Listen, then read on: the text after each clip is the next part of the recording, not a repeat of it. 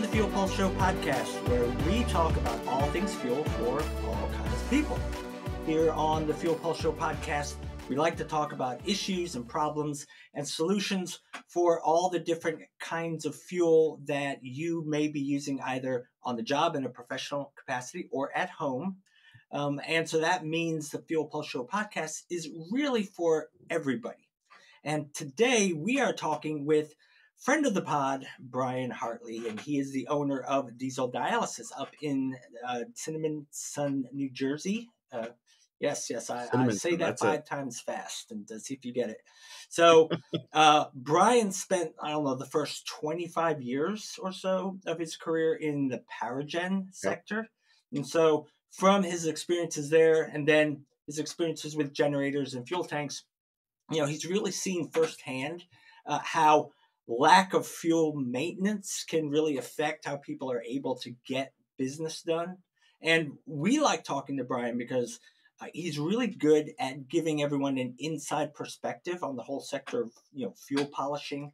And Brian really knows what he's talking about when it comes to things like, what's important about fuel polishing, what it can do, even what its limitations are. And he's not afraid to let his customers know what's going on so that they can make the right decisions for themselves. And, that's the kind of person you want to do business with. And that's the kind of person that we like to talk to here because really makes him one of the good guys in the industry, if I can put it that way. So having said all that, Brian, welcome back to the Fuel Pulse Show podcast.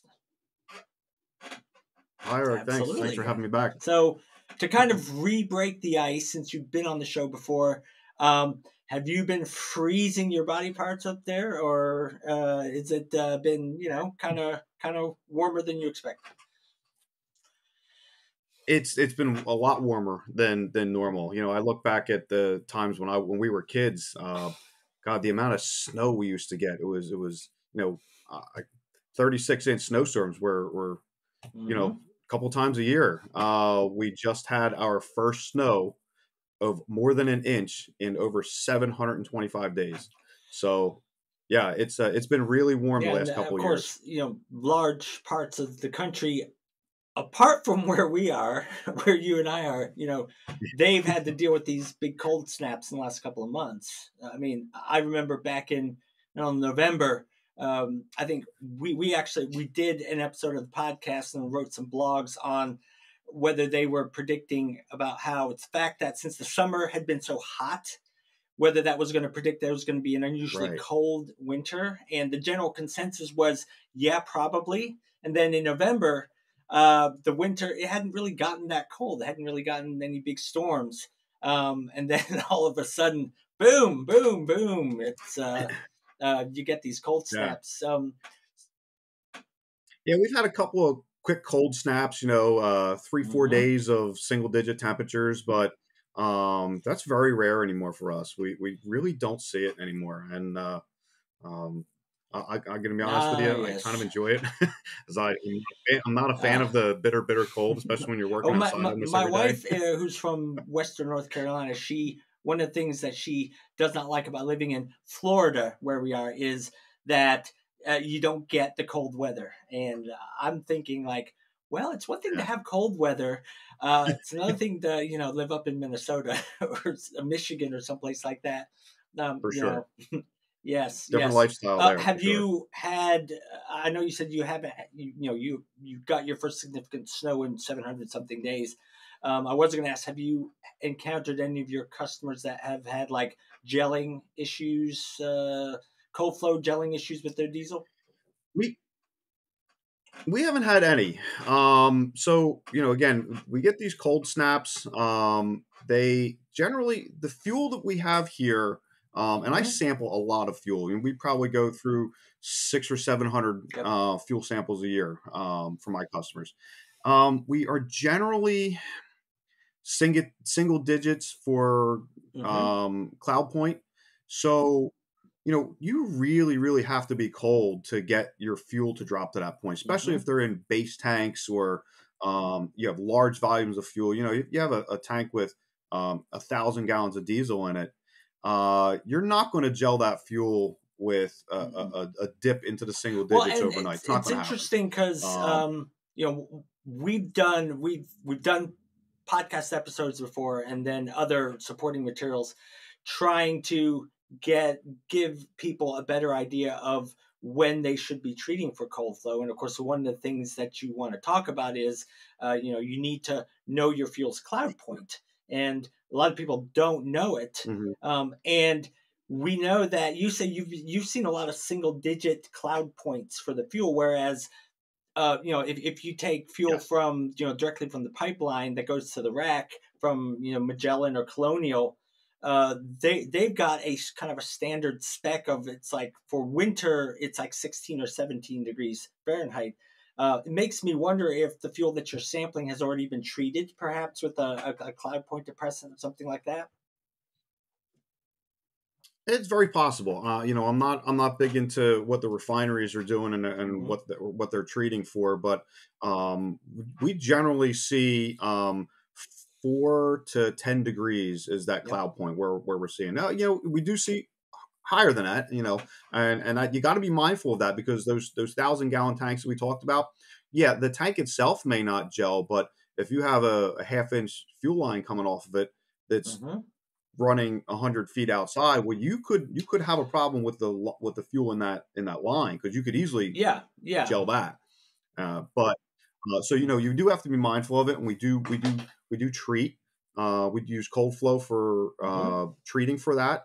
But again, it's mindful of what Yeah. customer Yeah. needs it and what does not. Absolutely. Um, so, how's business been for you in the last year? I think it's been about a year since we last talked. So, how's it going? It's been busy. Been busy. Yeah, man, we're running around like crazy. We've kind of taken on a new turn towards a little more tank Hmm. cleaning than we have strictly fuel polishing.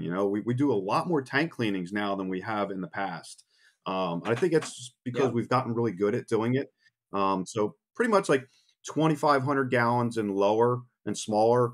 We clean them in house. We have some practices we've developed to clean different types of tanks, and we found that again, I don't want to make it sound like polishing doesn't work because it really does, but you Hmm. have to know your limits of when polishing is a tool that can help you or you're just spinning your wheels. You got to be mindful of, are we tank cleaning or are we fuel polishing? I had a customer yesterday. We were on a site doing a Hmm. 12,000 gallon tank underground, and he said, "Oh, great, you'll be out tomorrow for my tank cleaning." Hold on, timeout. We're, we're, Different we're not thing. coming for a tank cleaning. We're doing fuel polishing. Hmm. So we're cleaning the fuel, not the tank. We got to be sure we are aware of that. But if your tank is Hmm. really, really, really bad, and you have tons of sludge and rust, and polishing may Hmm. not be as effective. If you don't get the other stuff So out. you have to be mindful. Sure, yeah, you're not going to get the heavy particulates out. Anything You that's real heavy, you're not cleaning No, rust off of the side of a not tank. without man entry, Yeah, which is not it's what you're not doing. happening.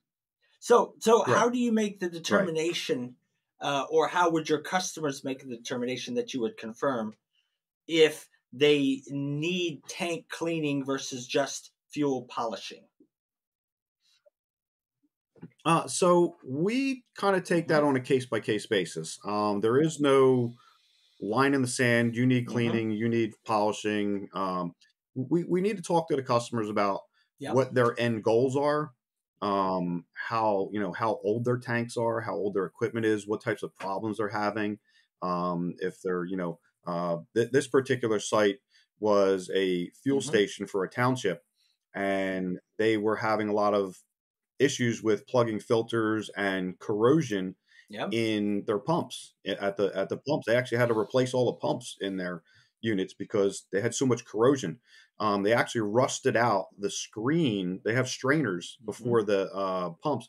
The strainers rusted out and pieces broke off of the strainer and broke the pumps. And ultimately, it's just they go through a lot of fuel, but Uh they huh. were picking up a lot of moisture, which is causing rust in their fuel system. So, um, do they need a tank cleaning? Probably, but they're also this tank is from probably from Hmm. Hmm. 1989, 1990, and it's on their Yeah. horizon to replace the tank. So, do you spend the money to do a tank cleaning today when your plans are to replace the tank in 4 or 5 years? Well, that's a decision Yeah. you have to talk to your customers about and find out what their ultimate goals are. For this particular customer, they were okay with just doing a polish and trying to get some of the free Mm-hmm. floating particulate out and treat it for the moisture. We did put a breather system on the vent Mm-hmm. pipe to help with that vapor space corrosion, which is contributing to a Yep. lot of the rust that they had. Um, and those types of things will help buy them time to get to the tank cleaning, or Right. the Right. tank replacement, Buy you them know, time. Yeah. versus a full. Yeah, it buys them time, but you got to be Mm-hmm. sure they're mindful of that and they're okay with it. So we have a lot of discussions, or it's really me. I have those discussions with them to determine where they need to be and what they're comfortable with paying for and not Yeah. paying Well, for. and So it's yeah, since you're talking about the distinction between tank cleaning and tank or fuel polishing, the distinction between those two, and you just said it's a converse. The making the right determination of which one they actually need involves a conversation between you and that customer. Um, for sure. is that from the sense you get of the rest of the industry that you're in? Is it common for fuel polishers to have that kind of conversation, um, or is it one of the things that really Um, distinguishes the really good ones from the ones that you don't want to do business with? it really does. So that's kind Mhm. of the lighter side of it. So I have a lot of friends in this business. I have other fuel polisher companies that I work with. Um, some of them Yep. actually sub us out to do work in our area that they for one of their customers. But we have those conversations with them so that they're aware of what is actually Hmm. being done on the job site and what is not being done on the job site.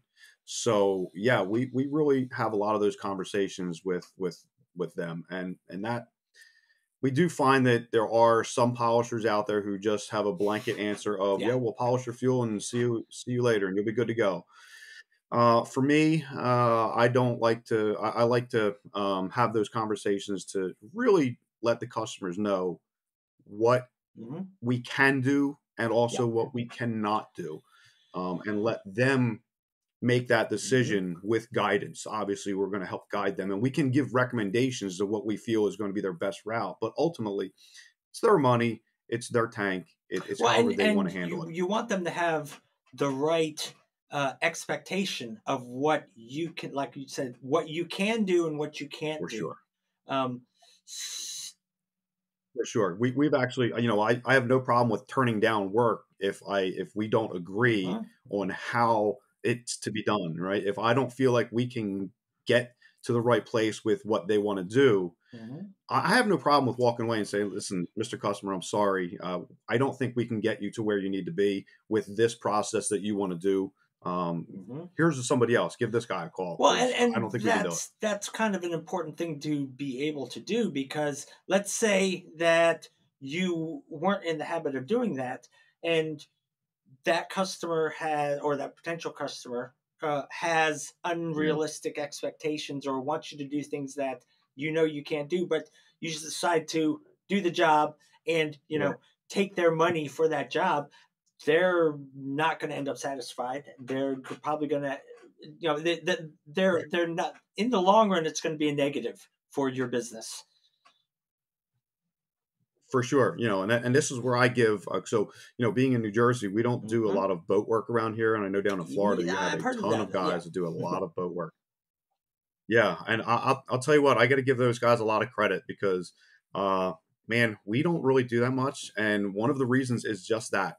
Um, if can we do a satisfactory job on what they have going on in their tanks? And I find the often answer is no. Well, Yep. with the access that we have on the boat, That's a I big can't thing. give them Yeah, the results that they access want. points.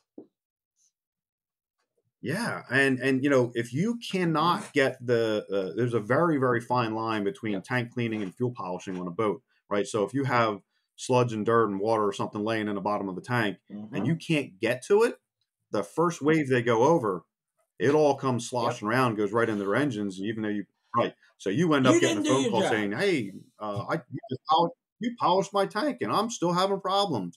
So this is where you got to divide that line of are we tank cleaning or are we fuel And they have to polishing? So understand there's a that. big distinction for sure. And I know you guys have a lot of guys down in that area that are they're really good with the boat side of things, and that's an area we kind of shy away from because we don't want to get caught in that trap. Yeah. I don't want to.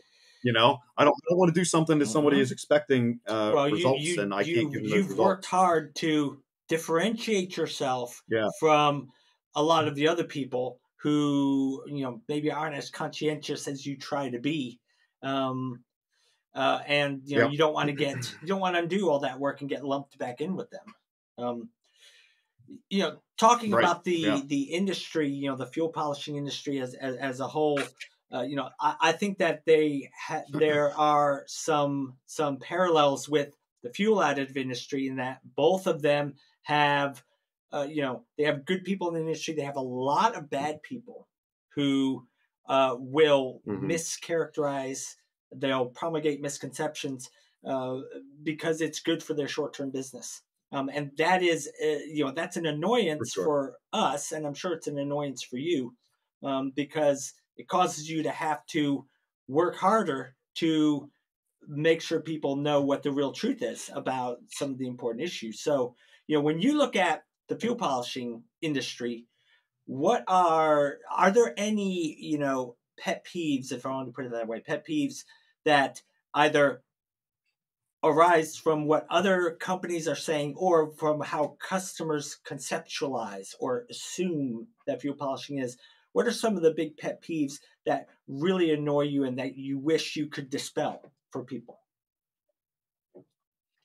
Yeah, in general, you like to have. I want I want customers to understand what they're getting, and I don't what they're not getting. So where I find we have a lot of issues is, and I don't want this to sound like I'm talking bad about generator companies Yep. because I come from the generator world. I did a ton of work in the generator field, but I'll use this as an example. We find a lot of this where a company who is in that field, in Yep. that general field, will take on fuel polishing as Yep. a part of their business to help them Yep. generate revenue. But they don't do it all the time. They're just, they're really a generator repair service, Yep. and they don't have a dedicated team or personnel who just solely do fuel. And you end up seeing a lot of mistakes being made. And in the end, they're not really doing a justice for their customer. They're not fixing their problems. They're not, they end up just creating more problems. And they don't know where those lines are of clean the tank versus Polishing. versus fuel polishing, and and additives are as part of it. Like we talked about this before. If you have somebody who is recommending fuel polishing and they are not willing to tell you what additives they are putting in or not willing to put additives in, We've come see you across later. that before. I'm not Yes. going near it. Yeah. Right? I can't tell you how many times I've had companies call me that said, "Well, I had a company out, they polished my fuel," and I say, "What additives did they put in, or what did they put into the tank?" And they go, "Well, they didn't put anything in." Yeah. That's a problem, right? So, especially if you have stored diesel fuel, if you're not using some sort of an additive, Or if they think that there's a that's a problem, microbial right? problem, which we've talked about this before in one of our other episodes. They everyone agrees that there's a Yeah, microbial problem, but there are some companies out there that will say, well, you can get rid of a microbial problem simply just by polishing out the microbes. And it's like, not exactly. right, You have right, to yes, incorporate a biocide into that polishing. Polishing is, or filtration is, an important part of that. it's Yeah, part of it. and Yeah, it will help the chemistries like the biocide work better by making sure that it's fully incorporated in there so that it can get to the microbes and kill them. But you do have to use it. And yet Yes. there are some people that will kind of say, well, you can save money, save time by not using, certain chemistries. And it all turned out the same. Well, no, not exactly. Yeah, I think we talked about this before. I had a customer probably, it's probably 2 years ago at this point. They had a sulfur, their sulfur content was extremely elevated, and their generator company treated their fuel with an additive. So when I started digging a little deeper to find out what additive they put in, they biocided the tank.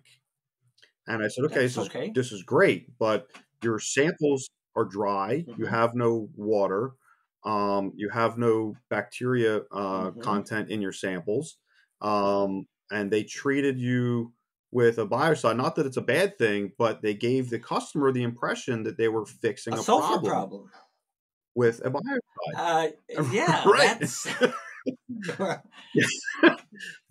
Yeah, so I had to tell them. I said, well, I hate to tell you this, but the additive they put in there isn't going to do a thing for your sulfur content. There's nothing we can do for this. We got to get rid of the fuel. So they weren't real happy about that. But again, it's a lack of education. I say that the generator company. Not that they don't care. I think that they just weren't educated enough. The whoever was selling them or talking about this was just in that blanket world of, well, let's sell them an additive. Oh, they need an additive. Put an additive. They don't, but they don't deal with them on a daily basis. It's a once a month thing for them versus a daily thing. So one of your pet peeves, which I definitely understand this, is the fact that you've got any number of people who think that they can just do what you do as an add-on, and it doesn't take the work of developing years of expertise and technical know-how in order to do it really well. They think they can just add it on and just do it as like a part-time thing. And that's what it is. A lot of them do use it as a part-time thing to just increase some revenue, increase some increase some dollar figures. And that is a problem. That really burns me up to hear that happens, and it happens unfortunately a lot. Like I like to say this: you wouldn't hire your fuel guy to take the cylinder head off of your engine. So why are you hiring your engine guy to clean your fuel? Two different worlds. The thing, talking about the sulfur, that's kind of a situation where. If you have a high sulfur content in your fuel, that's unfortunately there's not actually an easy fix when it comes to that. It's one of those things where you can't polish out sulfur. You also can't really add anything to it in terms of like an additive to make that go away.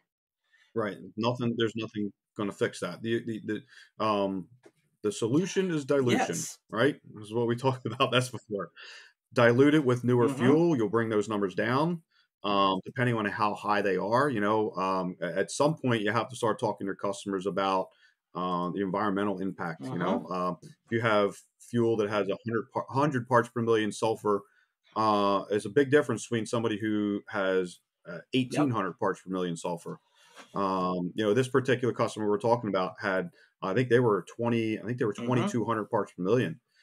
So they were talking about, well, we're just going to burn it all. Well, at that point, all you're doing is polluting the environment. And I think if you're, this was a regulated tank that they had.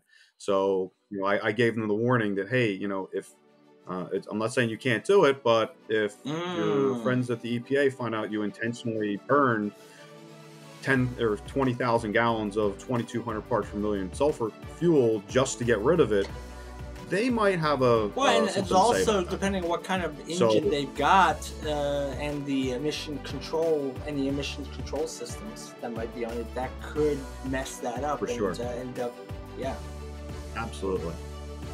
Yeah, these guys were just going to run it through our boilers. They were just going to burn it that way. Well, still. Yeah. So it can happen. And it does happen out there. But ultimately, they ended up pumping the tank out, just having all the fuel removed and replacing it, and that got them back into compliance, and everybody was happy.